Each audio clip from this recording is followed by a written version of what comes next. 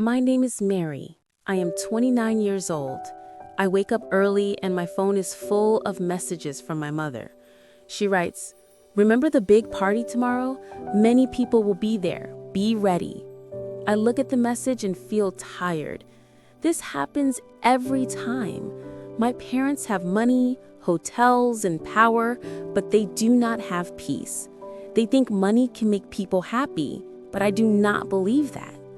They want me to marry a rich man named David. They say he's perfect, but I don't even like him. He only talks about himself and his money. My parents say it is a good opportunity. They say David will keep me happy. But I want to marry for love, not for business. I want a simple life. I want someone who listens, who stays when life is hard. But my parents don't understand that. They just say, "You will thank us later." I feel angry and sad. Then I have a crazy idea. If my parents want to control my life, maybe I can surprise them this time. I need someone who can help me. I walk to the park near my house. I see a man sitting near the pool. His clothes are dirty. He looks bored, but calm. He's not asking for money. I walk closer, and he looks at me.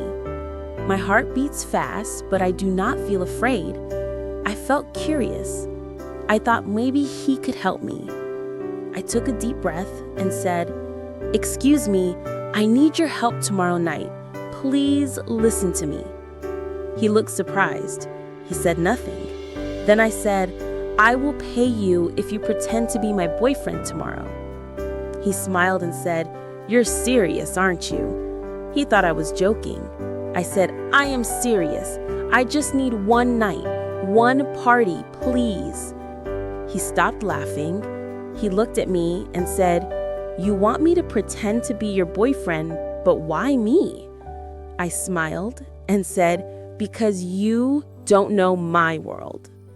He thought for a moment.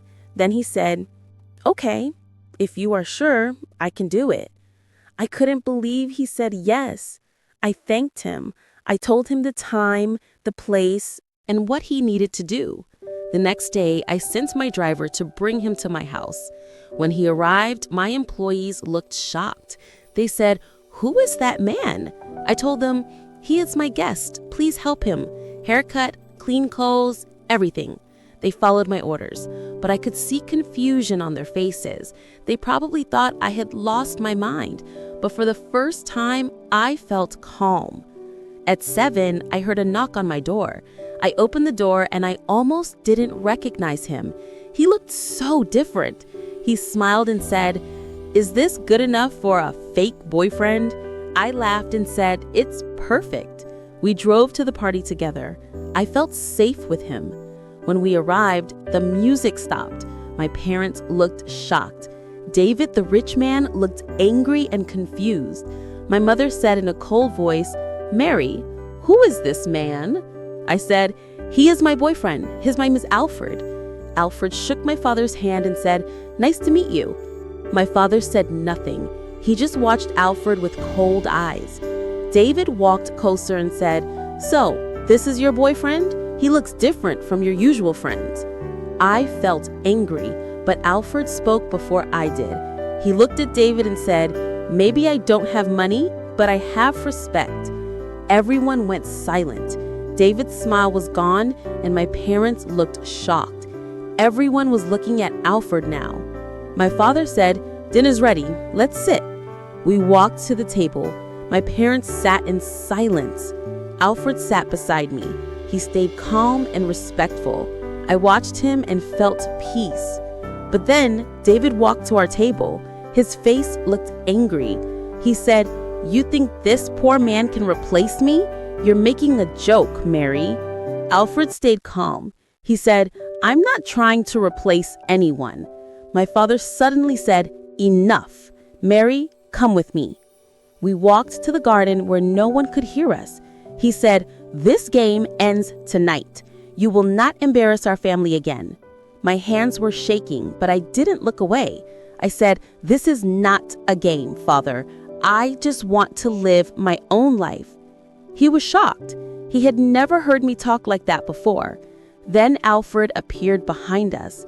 He said, "Sir, please let her speak." My father looked at him with anger. He said, "You don't belong here." Alfred said, "Maybe not, but tonight I was invited by your daughter." My father walked away without another word. I turned to Alfred and said, "Thank you. You didn't have to do that." Alfred looked at me and said, "There is something you don't know about me." I stopped breathing for a second. Alfred said, "I wasn't always poor, Mary. My life was very different before." I looked at him confused. "What do you mean?" I asked. He said, "I used to have everything: money, a car, a big house, and a company. But I left everything 1 year ago. I wanted to see real life." I couldn't believe what I had just heard. I asked, "Why would you do that? Why live like this on the street?" He said, "Because I wanted to understand people. When you met me, you didn't ask who I was, you just talked. That's why I agreed to help you." I said, "So who are you really?" He said, "My name is Warren Carter. My family owns a large company in the city." I covered my mouth in shock. His family had a huge business. I said, You are Warren Carter?" He said, "Yes, but for 1 year I lived without money or name." He said that he wanted to see if people could love him for who he was. Not for his company, not for his name, just for his heart. I didn't know what to say. My eyes filled with tears. I said, "So all this time you were testing me?" He shook his head and said, "No, I was testing myself. You were the first person who really saw me. I'm not asking you to love me. I just wanted you to know." My heart jumped. I felt so happy. Then suddenly, I heard my father's voice calling from the house. "Mary, where are you? Come back inside right now." I looked at Warren. He said, "Go, Mary. I'll wait for you." I nodded and walked back toward the house. My father looked angry. I knew I couldn't hide anymore. My father said loudly, "Mary, you will never see that man again." I froze. My heart stopped, looked at my parents and said, "Father, please listen. I know what you think, but you are wrong." My father said angrily, "Wrong, Mary. You don't know that man. He has nothing." I said, "Maybe he has no money, but he has honesty. I don't need a rich husband. I need someone who respects me." Then I turned around and walked toward the garden. Warren was still there, waiting like he had promised. When he saw me, he smiled. I looked at him and said, "Warren, will you stay or will you go back to your old life?" He took my hand and said, "Maybe I can do both." We walked away from the house together. Warren looked at me and said, "You found me when I was nobody." I smiled and said, "And you helped me find myself." Love is not about money or names. It's about truth and freedom. Never be afraid to follow your heart. What would you do if your heart says yes, but your family says no? Write your answer in the comments below. If you like this story, please like, comment, share, and subscribe.